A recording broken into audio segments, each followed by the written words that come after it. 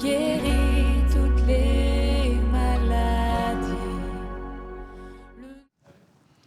Chers internautes, peuple de Dieu, je vous salue dans le précieux nom de notre Seigneur et Sauveur Jésus-Christ.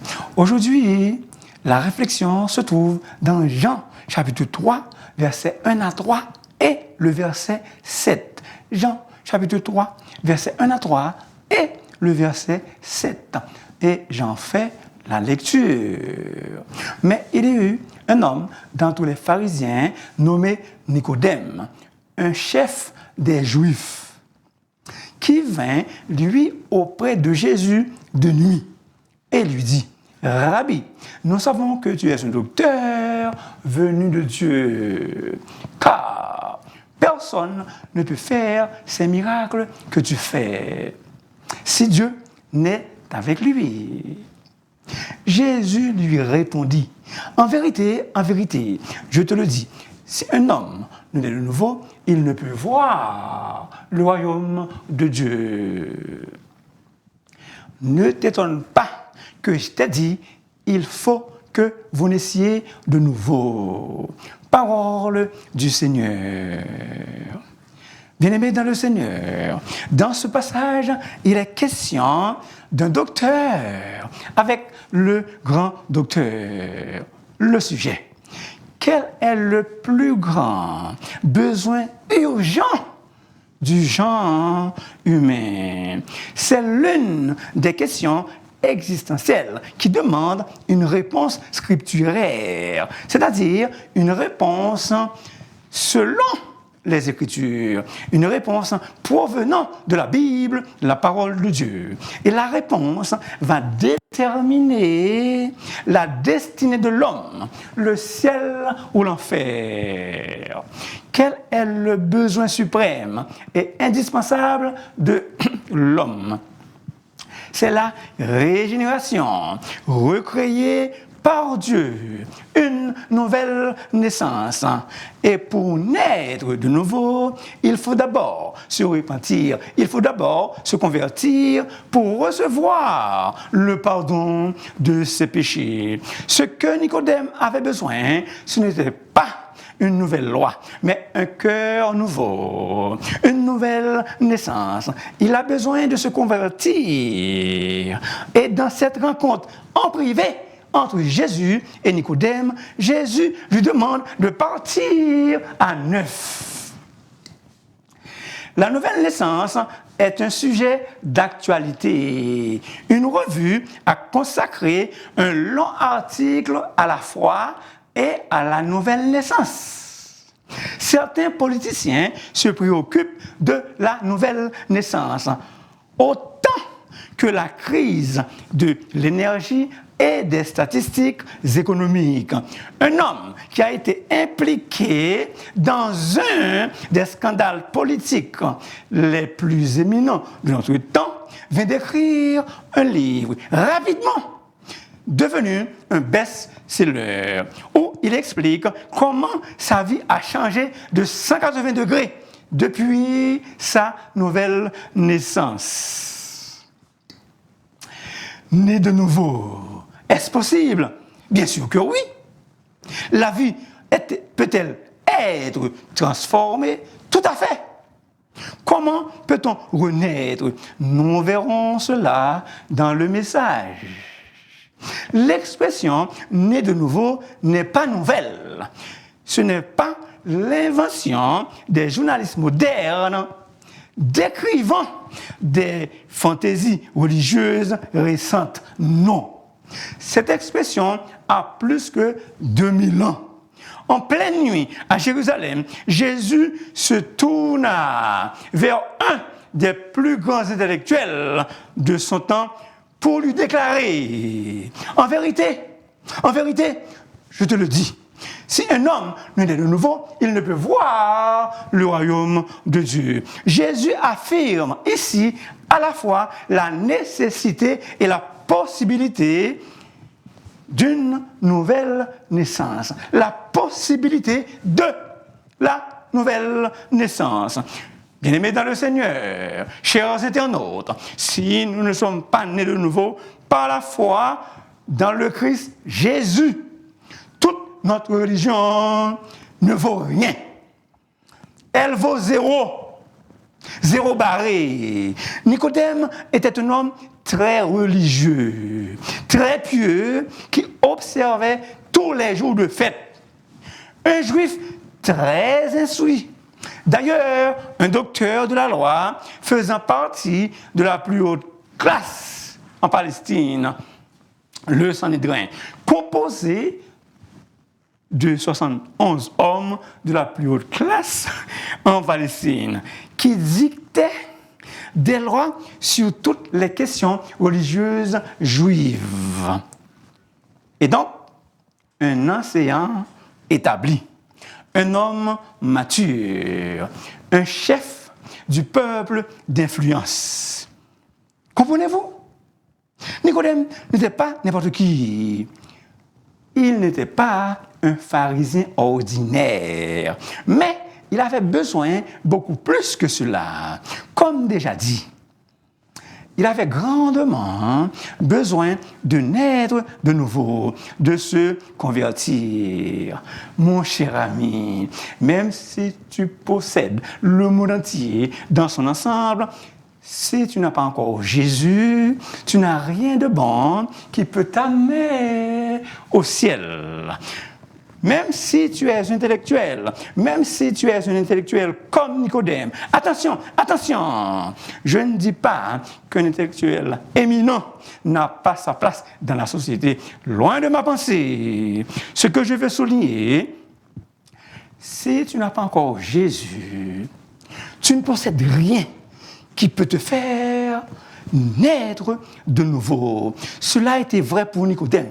Il est encore plus que vrai pour nous aujourd'hui.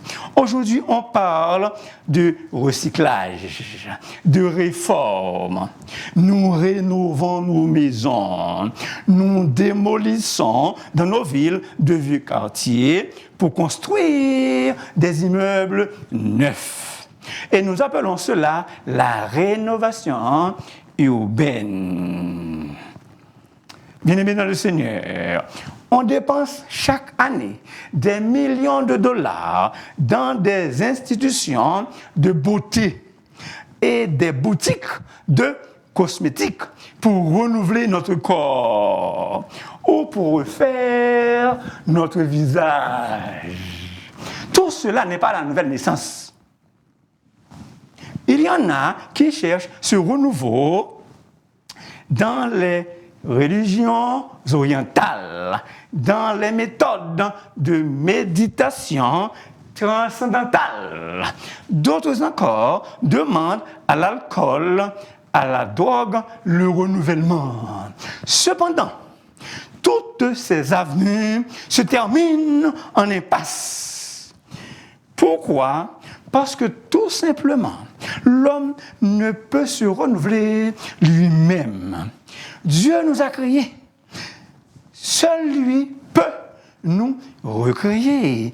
Lui seul peut nous accorder cette nouvelle naissance dont nous avons excessivement besoin.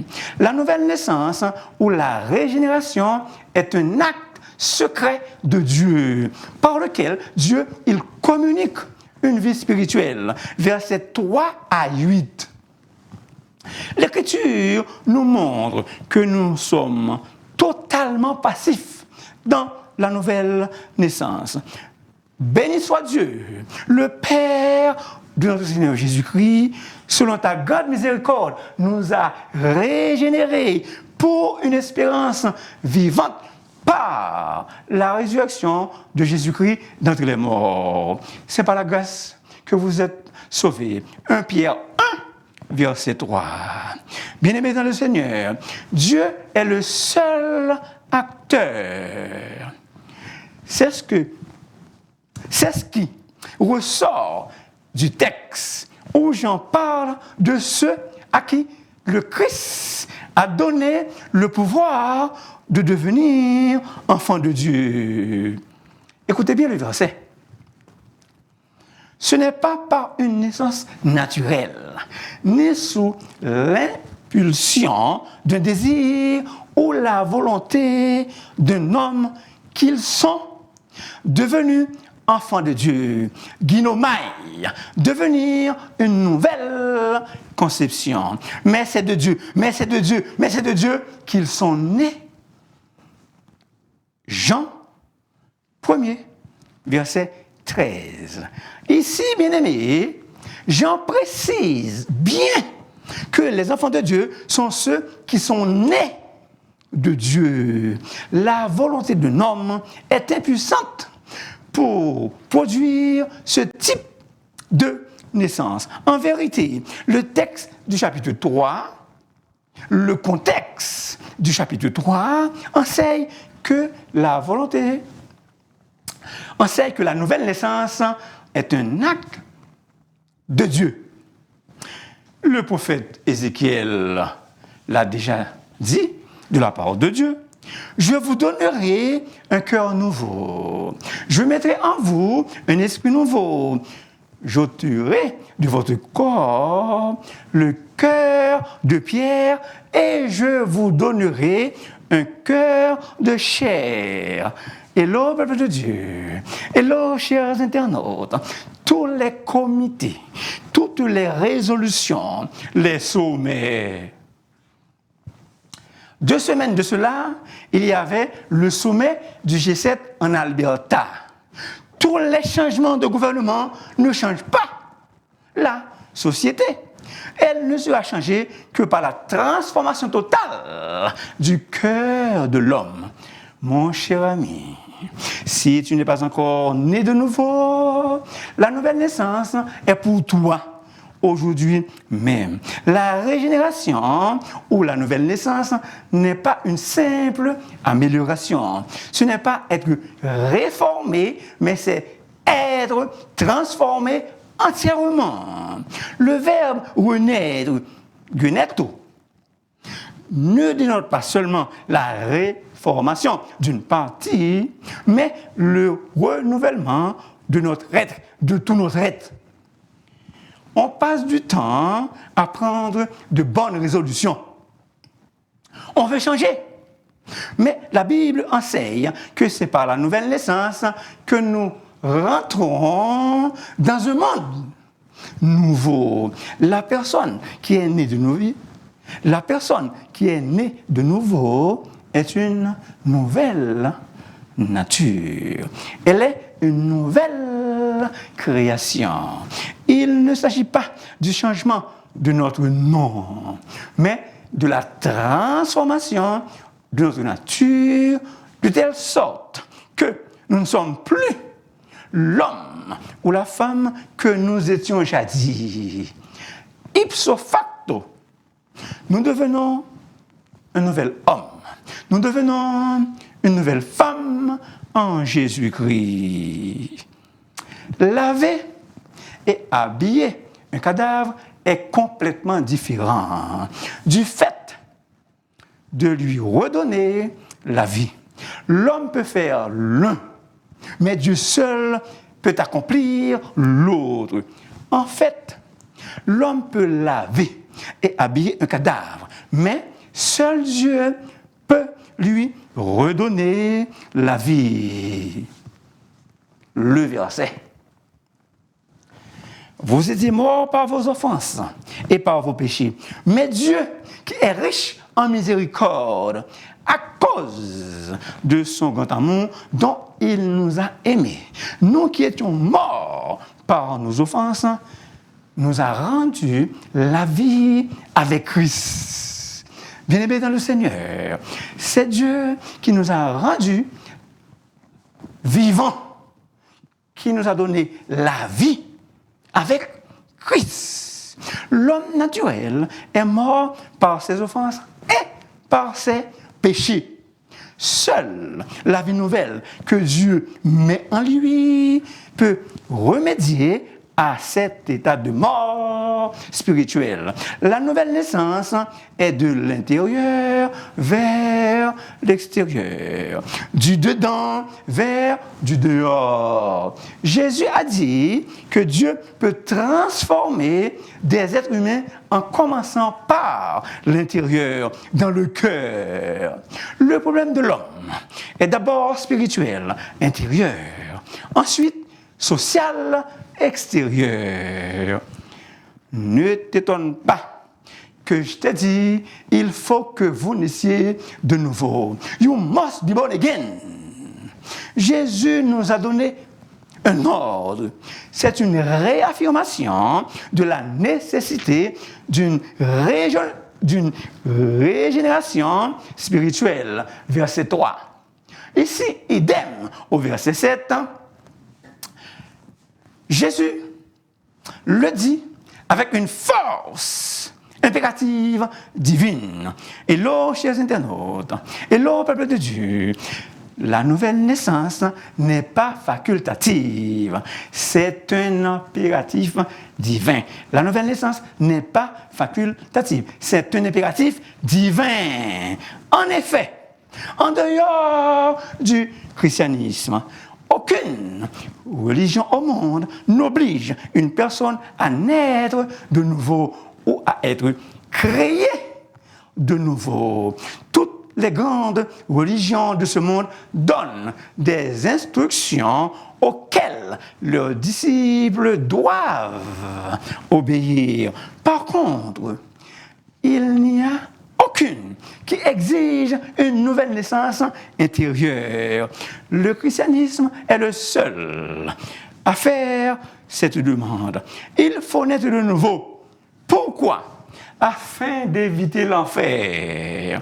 Jésus lui répondit, en vérité, je te le dis, si un homme naît de nouveau, il ne peut voir le royaume de Dieu. En vérité, je te le dis, si un homme naît d'eau et d'esprit, il ne peut entrer dans le royaume de Dieu. Dans la Bible, bien-aimé, l'expression royaume de Dieu, c'est le ciel. Pourquoi naître de nouveau? Pour voir le royaume de Dieu. Quelqu'un peut voir toutes les belles choses de ce monde, mais s'il n'est pas né de nouveau, il ne peut voir le royaume de Dieu.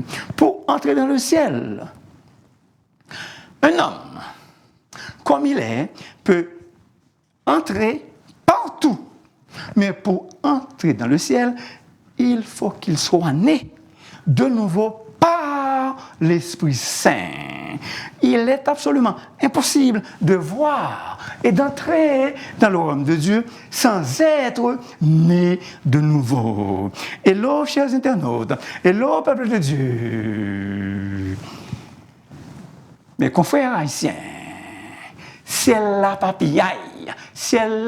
papillaille, nous pas capables de prendre d'assaut. Personne n'est chrétien de sa naissance. Personne n'est chrétien parce que ses parents le sont ou parce que ses grands-parents l'étaient.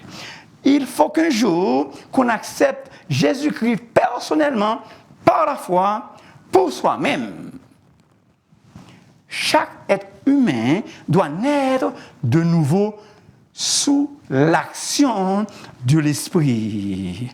La vie physique est impossible sans un enfantement par la femme. De même, la vie spirituelle est impossible sans un enfantement par l'Esprit Saint. Pourquoi naître de nouveau? Pour comprendre la parole de Dieu, bien aimé.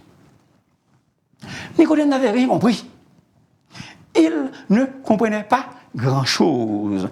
Peuple de Dieu, c'est pour vivre sur la terre. Il faut naître physiquement.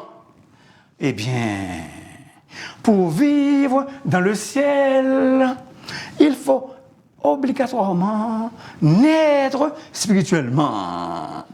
Hello, chers internautes. Hello, peuple de Dieu. Prérequis, préalable pour entrer dans le ciel. La nouvelle naissance. Il faut bien souligner que Jésus insiste sur cela. La nouvelle naissance est indispensable à cause de l'incapacité de l'homme à saisir les réalités spirituelles, à cause de l'incapacité à comprendre Dieu, à lui obéir et à lui plaire. Un mystère, un mystère.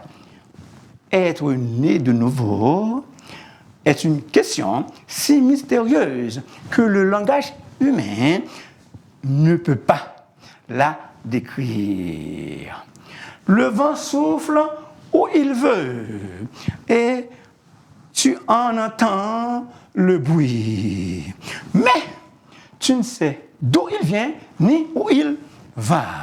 Il en est ainsi de tout homme qui est né de l'esprit.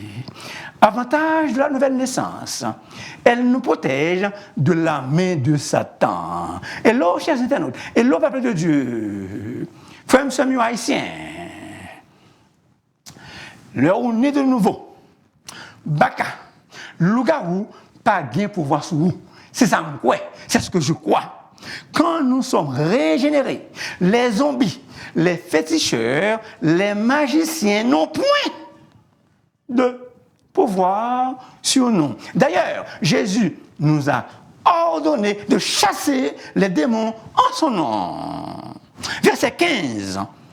Il faut de même que le Fils de l'homme soit élevé, afin que quiconque croit en lui ait la vie éternelle. Zonen aionion. Quelle sorte de vie Christ nous offre-t-il? La vie éternelle. Cette vie se trouve seulement en lui. Le Fils de l'homme qui est toujours vivant. Une vie sans fin et donc immortelle. Une vie avec Dieu. Une vie de joie, une vie de paix, une vie de justice. Sans larmes, sans tristesse, sans souffrance. Apocalypse 21, versets 1 à 4. Bien-aimés, dans le ciel, nous vivons une vie de qualité supérieure que celle dont nous menons ici-bas. La vie éternelle, cette expression se retrouve 10 fois dans l'évangile de Jean et une cinquantaine de fois dans le Nouveau Testament. Nicodème, un visiteur nocturne, un chercheur sincère. Chers internautes, le point important à retenir, ce n'est pas l'heure à laquelle Nicodème se présente, mais de préférence le fait même qu'il se présente. Ce n'est pas à l'heure à laquelle Nicodème se présente, mais de préférence le fait même qu'il se présente. Nous sommes invités à chercher Dieu à tout moment, de tout notre cœur. Vous me chercherez et vous me trouverez. Si vous me cherchez de tout votre cœur, cherchez l'Éternel pendant qu'il se trouve. Invoquez-le, invoquez-le, invoquez-le tandis qu'il est là. Cherchez l'Éternel pendant qu'il se trouve. Invoquez-le tandis qu'il est prêt. Si vous n'avez pas encore rencontré Jésus, vous êtes invité à le rencontrer personnellement pour avoir un salut parfait et éternel. Nicodème, son nom est dérivé du verbe nikao, signifie avoir la victoire. Nicodème, victorieux sur le peuple. Un nom grec courant parmi les Juifs à l'époque de Jésus. Quand vous êtes dans la rue, vous voyez quelqu'un portant un chandail ou un maillot, et ici, c'est écrit Nik, N-I-K-E, ou bien avec un signe comme ça, là. Ça veut donc dire victoire. Nicodème avait remporté la victoire parce qu'il a rencontré Jésus. Et donc, il est sauvé. Plus tard, il défendra Jésus énergiquement, courageusement devant le Sanhédrin. Jean 7, versets 50 et 51. Image d'une étoile. Jean 3, le verset le plus connu, l'image d'une étoile.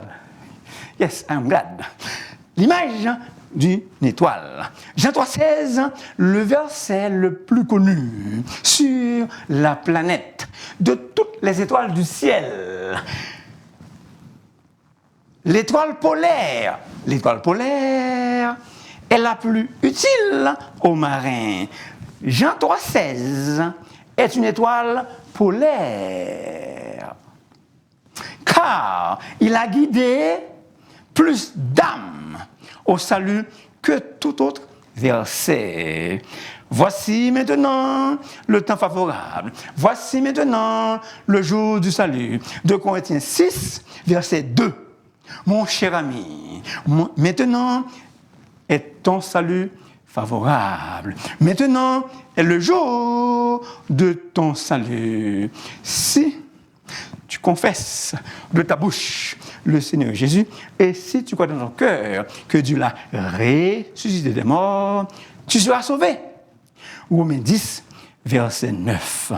Si tu es prêt à te repentir de tes péchés, à recevoir Jésus-Christ comme ton Sauveur et Seigneur, tu peux le faire en ce moment même, en courbant ta tête et en répétant cette prière. Ô Dieu Sauveur, je reconnais avoir péché contre toi.